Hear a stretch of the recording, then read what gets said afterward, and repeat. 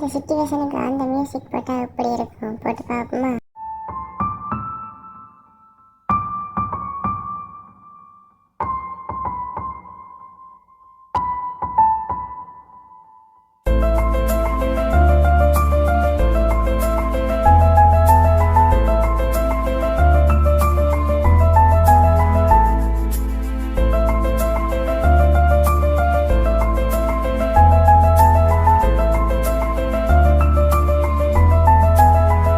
Okay friends, finally நாங்கள் கிளிநொச்சியில் இருக்கிற இரண்டாமடு குளத்துக்கு வந்துட்டோம். ஓகே, உள்ளுக்க வந்துட்டோம். உள்ளே வர்றதுக்கு ஒரு இதுவும் இல்லை.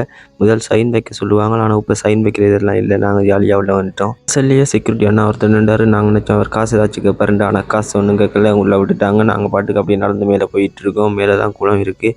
அப்படியே நாங்கள் போயிட்டுருக்கும்போது இடையில ஒரு இதொண்டு வச்சுருந்தாங்க, விரலண்டை வெட்டி.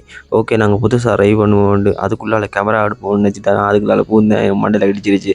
இருந்தாலும் உங்களுக்காக நான் அதுக்கால பூந்து அப்படியே அதால் வந்தேன். அது ஒரு புதுவிதமாக இருக்கும்னுச்சு. புதுவிதமாக இருக்கா, கடைசியாக மொக்கையாக இருக்குன்னு நல்லா தெரியுது எனக்கு. ஏதோ ஒரு வழியாக முட்டி மோதி நான் அங்கே வெளியே வந்துட்டு அப்படியே மேல் நோக்கி போனால் மேலே வானத்தை பார்க்கவே கீழாண்டு அவ்வளோ வடிவாக இருந்துச்சு. இதில் நிறைய சோலர் இது கூட்டியிருக்காங்க. சோலர்லேருந்து நிறைய கரண்ட் எடுத்து இது எல்லாம் வேலைகள் செஞ்சு கொண்டிருக்காங்க. நான் அப்படியே தாண்டி மேலே வந்தது, வானத்தை பார்க்க அவ்வளோ அழகாக இருந்தது. மற்ற குளங்களுக்கும் இந்த குளத்துக்கும் என்ன டிஃப்ரெண்ட்னு பார்த்தீங்கன்னா, இதில் நின்று பார்க்கும்போது இரவில் வானம் மின்னுமான்னு சொல்லுவாங்க. நான் நின்று பார்த்ததில்ல. நின்று பார்த்தா அங்கே இருந்தீங்கன்னா கமெண்ட்ஸில் நீங்கள் சொல்லுங்கள்.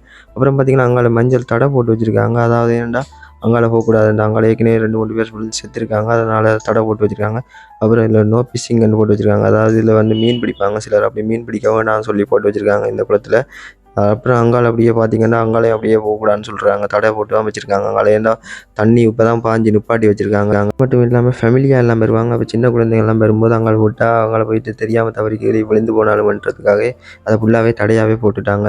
அப்புறம் இந்தியாவில் பார்த்தீங்கன்னா, தூரத்தில் ஒரு கட்டடம் மாதிரி ஒன்று இருக்குது. அதில் இருந்தால் இது எல்லாத்தையும் அவதானித்து கொண்டிருக்காங்க. அடிக்கடி வந்து இதெல்லாம் அவதானித்து இதில் உள்ள சில பொருளாதார வேலைகள்லாம் பார்த்து இருப்பாங்க அவங்களும். ஓகே, ஃபைனலி இதுதான் இரணைமடு கிளிநொச்சி குளம். குளமாக கடலை அண்டு டிஃப்ரெண்ட் தெரியல. ஆமாப்பா, விட்டா கூட அலை அடிக்கும் போல இருக்குது கொஞ்ச நேரத்தில். ஏன்னா அப்படி தான் கிடக்கு. சரி, நம்ம கீழே போயிடுவாங்க, கூப்பிட்டுட்டு இருக்காங்க. சரி, கீழே நாங்கள் இதில் வந்து 12 கதவு இருக்குன்னு சொல்கிறாங்க. சரி, நம்ம கீழே போய் அதை பார்ப்போம்.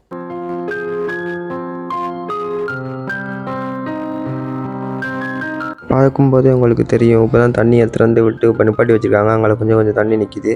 கதவெல்லாம் மூடிட்டாங்க. ஏன்னா தண்ணி சரியான அளவு போயிட்டு இப்போ மழை காலம் குறைஞ்சிட்டதால பரவாயில்லை. வெயில் காலம் வந்துட்டு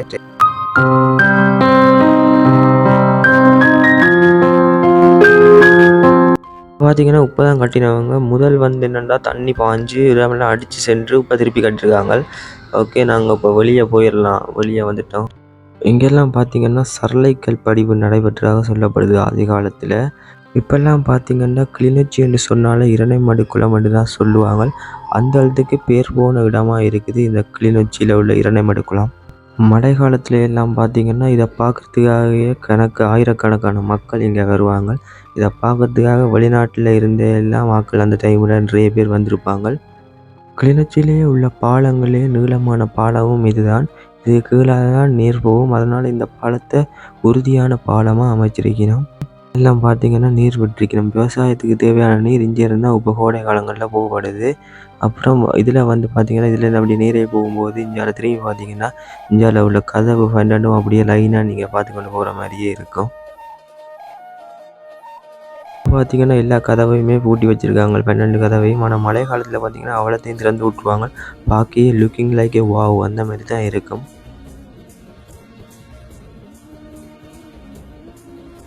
அப்படியே இந்தியாவில் பார்த்திங்கன்னா ஆமிக்காரங்கன்ற பெரிய கேம் ஒன்று கட்டியிருப்பாங்க. இதில் இருந்தால் அந்த குளத்தையும் பார்த்து கொண்டு அவங்க இருப்பாங்க. இந்தியாவில் பார்த்திங்கன்னா பார்க்கிங்குக்கு இதில் நோ பார்க்கிங்னு போட்டு வச்சுருக்காங்க. வாகனங்கள் எல்லாம் நிப்பாட்டக்கூடாதாம். இதில் பார்த்திங்கன்னா இரணைமடு ஒரு நீர்ப்பாசன குளம் மட்டும் போட்டிருக்கு. விவசாயிகளுக்கு தேவையான நீரை வழங்குவதற்காக உதவுது இந்த குளம். அது ஒரு நல்ல விஷயமா இங்கே அமைஞ்சிருக்குது. இந்தியாவில் பார்த்திங்கன்னா நீர்மட்டத்தை அறியறதுக்காகவே ஒரு இடம் செஞ்சு வச்சுருக்காங்க. இதை வச்சு தான் அவங்க நீர்மட்டம் எல்லாம் வெள்ளத்தில் நிற்கிது, கதவுகளை திறந்து விடணுமான்ற எல்லாம் கணிச்சு கொள்வாங்க. இதோட அப்படியே குளம் முடியுது. அப்படியே நாங்கள் போகிறோம் ஃப்ரெண்ட்ஸ். ஓகே, இந்த வீடியோ பார்த்துட்டீங்க ஃப்ரெண்ட்ஸ்.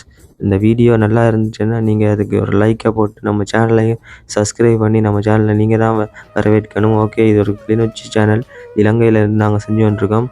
ஓகே ஃப்ரெண்ட்ஸ், அடுத்த ஒரு வீடியோவில் பார்க்கலாம். அது வரைக்கும் விடைபெறும் நான் மிஸ்டர் ஜது. பாய்.